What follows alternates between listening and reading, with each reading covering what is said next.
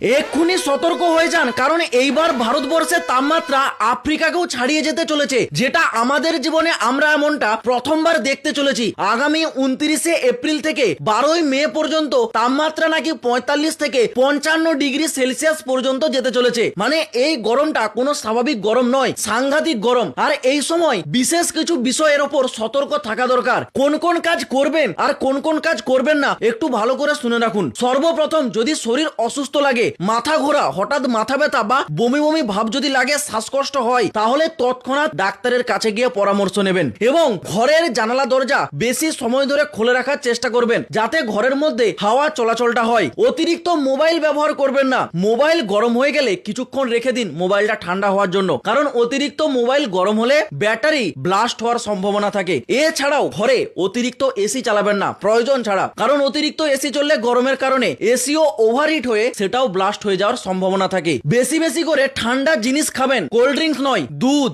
লস্যি, ঘোল, এই সমস্ত লেবুর শরবত, এগুলোকে বেশি পান করবেন যাতে শরীর ঠিক থাকে। যারা খোলা আকাশের নিচে কাজ করেন, বিশেষ করে শ্রমিক ভাইরা, কৃষক ভাইরা, 2 থেকে 3 ঘন্টা কাজের পর 30 মিনিট করে রেস্ট নেবেন এবং বেশি বেশি করে জল পান করবেন, এতে কিন্তু শরীরটা ঠিক থাকে। আর বিশেষ একটা জিনিসের উপর গুরুত্ব দেবেন, কারণ এই গরমের সময় সাপ এবং বিছা জাতীয় কিছু প্রাণী তারা ঠান্ডা জায়গা খোঁজে। তারা মানুষের ঘরের মধ্যে ঢুকে পড়ে বা ফাঁকা মাঠের ঘাসের তলায় তারা লুকিয়ে থাকে ঠান্ডা এলাকায়। তো এই সমস্ত জায়গায় একটু সতর্কতা অবলম্বন করবেন। আর বাড়িতে থাকা ছোট ছোট বাচ্চাদের সকাল 10টা থেকে দুপুর 3টে পর্যন্ত বাড়ির বাইরে বেরিয়ে খেলতে দেবেন না, কারণ এই সময় তাপমাত্রা সর্বোচ্চ সীমায় থাকে। তাই সুস্থ থাকুন, সতর্ক থাকুন, আর বেশি বেশি করে গাছ লাগান, যাতে ভবিষ্যৎ প্রজন্মের জীবনটা সুন্দর হয়। আর এই ভিডিওটা কিন্তু সকলকে শেয়ার করে দেবেন, যাতে এই তথ্যটা সকলেই জানতে পারে। এটুকুই বলার ছিল। হরে কৃষ্ণা।